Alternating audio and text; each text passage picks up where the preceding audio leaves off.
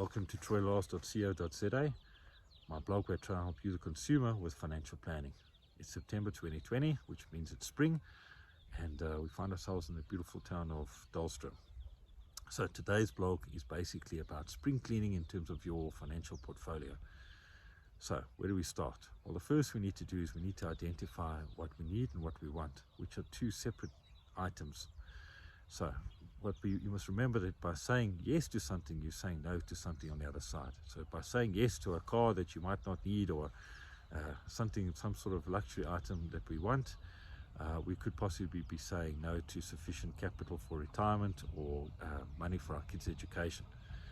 So it's important that we manage our finances properly.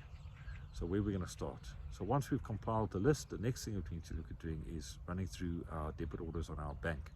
Take your bank statements and go line for line items, and then make sure that the stuff that you're paying for is still relevant. It might be that it's a small policy of 100 Rand for a roadside assistance, or a tire repair, or something on a vehicle that you no longer own, or a charity you no longer support, or a funeral policy for somebody that's no longer around. So make sure that the items that you're paying for are still relevant to your needs.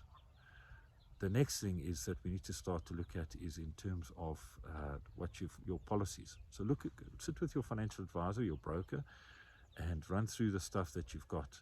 On the short-term side, you shouldn't be, your premiums on your short-term policy for your vehicle and for your assets that are depreciating shouldn't be going up if the value is going down.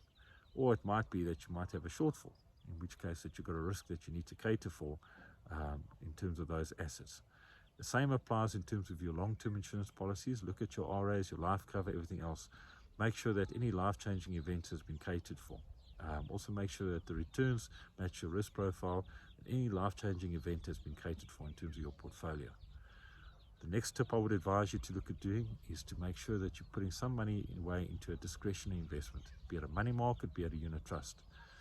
How I would work out as to how much, I would say at least 1 month's worth of earnings should be invested into a money market or a unit trust, something that's accessible pretty quickly. And at least 3 months into a more medium to long-term event, such as a unit trust, but still accessible. Why do I say that?